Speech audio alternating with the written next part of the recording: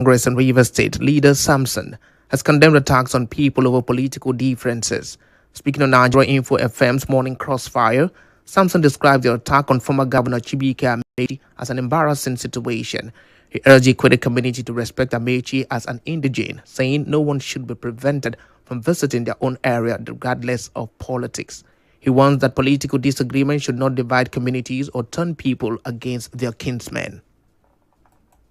Honorable Chibike Amechi is a son of Ikwere local government and is a son of the Ikweres. And it is a shame that he will be coming to his community and any form of this kind of thing will happen, or people will even burn the party office that is coming to register. And I want to say this to my Ikwere brothers. Please, no matter what you want to show to people, no matter the strength you want to show, for Christ's sake, Rotimi Chibike Amechi is your son. If anything happens to him, you are doing that to your son. And the Ikweres should understand this. You cannot fight your own. As you may know, security operatives on Friday resisted an attempt by suspected armed thugs to stop former Minister of Transportation Amechi from accessing his hometown of Ubima amid sporadic gunshots. The incident follows the reported burning of the African Democratic Congress Ward 8 Secretariat in Ubima on Thursday night, ahead of Amechi's visit to officially register with the party. In the meantime, residents of Port Harcourt have reacted to Governor Siminalayi Fubara's silence over the alleged attack by armed thugs on former Governor and Minister of Transportation Chibike Amechi. Speaking with correspondent Christiana Kuki, some residents say the governor may be under pressure and that his silence could be a deliberate move. Others believe he may be waiting for advice from the Commissioner of Police on the matter before making any public statement. However, some residents agree with the chairman of the African Democratic Congress that the governor has failed in his responsibility as a chief security officer of the state. As a person, what do you expect him to do? To go to the scene and begin to arrest people on his own? If you only act on advice being given by maybe a commissioner of police, then actually we expect him to say something or the other. Or maybe might not have gotten enough information to comment. He's a master planner, you know what he's doing. Being a child, before you become a commander, you know you can handle the situation, so you handle it. Don't feel now, as a governor now, you're supposed to react or talk something, but never talk anything. And based on opposition things. Moving on now, a former aide to the chairman of Ahudu West local government area, Uchechi Minie Ogadimma, has dismissed claims that a peace agreement was reached between her and the council chairman, Eugene Ekpele, following allegation that she was physically assaulted on the chairman's orders. Speaking with correspondent Ifunanya Obemendukwe, Minie confirmed attending a meeting convened by a coalition of civil society organizations and the state, which was also attended by the chairman. She says she left the meeting after the chairman refused to sign an undertaking alongside his brother, guaranteeing the safety of her mother and her. The things that I need for us to come to a closure, they were not met. One of it is involving the police so that the chairman and his brother can sign an undertaking. When they mentioned this part of the conditions for the chairman, he said that he cannot sign an undertaking. Rather, he would prefer going to the village and then they would do juju for him. So he gave his own reason, saying that what if something else happens, they will not say he's on his head and not the rest. So I told him that there's no how we can do this kind of negotiation without the police. Minie explains that she presented 3 conditions for a peaceful resolution of the disputes: a public apology, a written undertaking to be lodged with the police to guarantee the safety of her and her mother, and financial compensation for expenses incurred since the incident. So I used the essence that, okay, CGM is calling me, and I left. I went back for my bag. And then I wanted to talk to Mr. Green. He said, I've embarrassed. I understand the point. That was an insult. Why would I just walk away? So that anything concerning this matter that is out. The chairman should release a public apology. There should be a monetary thing. It should be done in the right way. The police should be involved in whatever we are doing. His brother should also come out apologizing to me as well. Apart from this, saying case is closed. She also rejects claims by the chairman's media team that she has been financially compensated, saying although 2.5 million naira was paid to her, it was done without her consent. Many further dismisses claims circulating in some quarters that she's being sponsored by political figures. The chairman sent me 2.5 million naira. That was after they had that meeting, and then the media aide of the chairman posted online that what I did was an accusation, that right now they have resolved the issue and have been compensated. By then, chairman have not sent me money, and then they released that. What I expected them to do was to release the apology first, even if not really agreed on anything. I have not signed any document. Since the police have not done anything up to now, they've not called me or called the chairman to like bring us to a round table so we can talk. Okay. And then I went on with getting a human rights lawyer to take them to court. Meanwhile, the coalition of civil society organizations that attempted to mediate the dispute says there may be a political undertone to the controversy. The executive director of Relief International Africa, Green Isaac, told correspondent Ifunanya Obemendukwe that Minier's conduct during the mediation process undermined efforts to reach an amicable resolution. He says the chairman's decision to honor the invitation showed a willingness to mend fences and offer an apology. Contrary to Minier's account, Isaac maintains that an agreement had been reached, stating that the chairman accepted the mediator's proposals, including issuing a public apology, providing accommodation for Minier, paying financial compensation, and retaining her on the council's payroll. When the chairman came, it showed that the chairman was willing to mend some fences. Public apology, the chairman accepted. Renovation by well-spirited individuals and organizations, the chairman accepted. So long as you get approval from River State government. The chairman was going to give her compensation for bills that she has made, emotional trauma and all that. That he was going to rent a house for her. We went further to say, chairman, this girl will still remain in your payroll. Isaac says both parties initially agreed on a 2 million naira compensation, but the process collapsed after Minier reportedly received a phone call and left the meeting without informing the mediators. She wasn't required to do anything. After about 15 to 20 minutes, we came back. What have you sorted out? He committed himself to going to the village to call everybody, including His Royal Highness. All of us said, write your account number if you're okay. So at the twilight of signing that resolution, where we knew that there was a political connotation to this matter, another call came in again. A Corolla had already landed near my office, and she just pretended as if she wanted to make a call and left. Rubbished all our efforts. He further alleges that Minier had earlier demanded 200 million naira as compensation and later increased the figure to 1 billion naira, while also denying claims the civil society groups coerced her during the mediation process.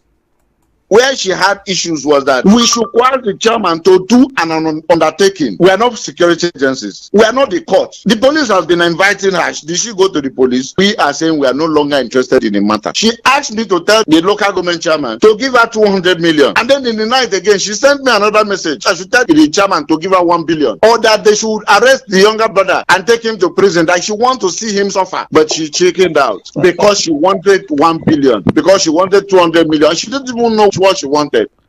It might interest you to know that the controversy began after Minier posted a video on social media showing the poor state of facilities at community secondary school Odioku and alleged that the council chairman asked his brother to physically assault her when he visited her home in the community. Let's go on a quick break. When we return, police arrest 4 suspected kidnappers terrorizing Ikwere and Iche local government areas. Stay tuned.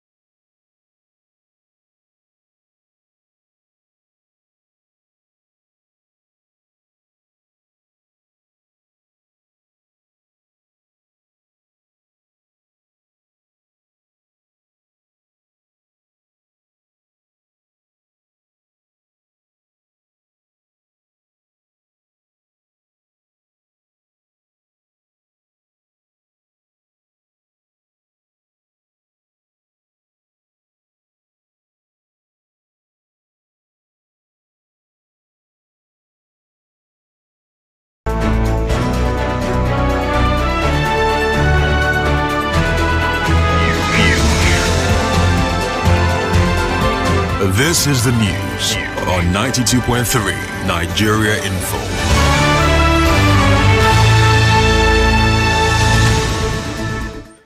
You're welcome back. Now, the rest of the news. Governor Siminalayi Fubara has reaffirmed his administration's commitment to empowering women and promoting gender equality in Rivers State. In a message to mark International Women's Day, the governor praised the strength, resilience, and contributions of women to the development of the state and the country.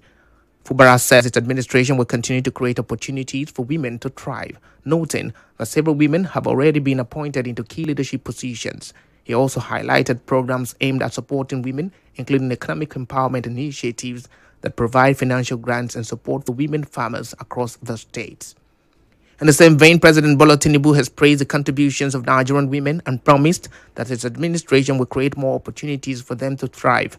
In a statement to mark the International Women's Day, the president says the government will continue to create conditions where every Nigerian girl can learn and every woman can succeed economically.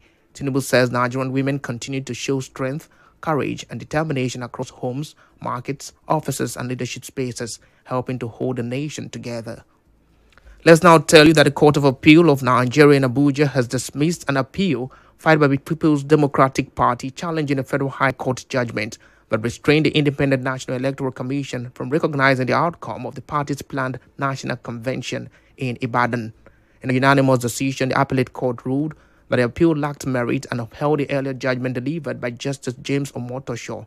The court also rejected the PDP's argument that the case involved only the party's internal affairs and affirmed that the plaintiffs had the legal right to institute the suit. The panel further awarded 2 million naira in costs against the PDP faction linked to Kabiru Taminu Turaki for filing what it described as a frivolous appeal. And back home, the Rivers State Police Command has arrested 4 suspected kidnappers who were terrorizing the Ikweta and Eche local government areas of the state. Their arrest follows an investigation into the February 25, 2026 abduction of a woman who was released after her family paid 3 million naira ransom. The suspects were caught by the anti-cultism unit along Ipo-Ozaha Farm Road while planning another kidnapping and admitted to 2 previous abductions, including that of an engineer and his friend. The arrested men are Usman Dan Mama, Abdullahi Kabri, Idris Ismaila, and Mohammed Danladi, with the police still searching for other members of the gang. State Police Commissioner Olubenga Adewole Adepoju praised the officers' work and urged the public to provide information to help fight crime in the states. And in business, Aliko Dangote, Mike Adenuga, Femi Otedola, and Abdul Samad Rabiu were named among Africa's richest people in 2026, with Dangote remaining the continent's wealthiest at $28.5 billion. Dangote's fortune grew by $4.6 billion, boosted by the strong performance of Dangote Cement, while Adenuga kept his spot as a leading telecom and oil entrepreneur. Otedola's wealth dipped slightly after selling a majority stake in Geragu Power, and Rabiu's net worth rose thanks to a 135% gain in Boa Cement shares. Forbes reports that Africa's 23 billionaires now have a combined $126.7 billion, up 21% from 2025, with South Africa, Egypt, Nigeria, and Morocco having the most billionaires and no African women appearing on the list. And now, we bring you news from around the world. 2 16-year-old teenagers in New Zealand were arrested after leaving a backpack containing 43.2 grams of cannabis and 3,700 New Zealand dollars outside a charity shop. A volunteer noticed the smell and discovered the marijuana and cash which the teens had left while waiting for the vehicle service. Police also found an air pistol, a police scanner, and more cash in their vehicle after the arrest. Cannabis use and sale are illegal in New Zealand, and authorities have not released details of charges due to strict youth court rules.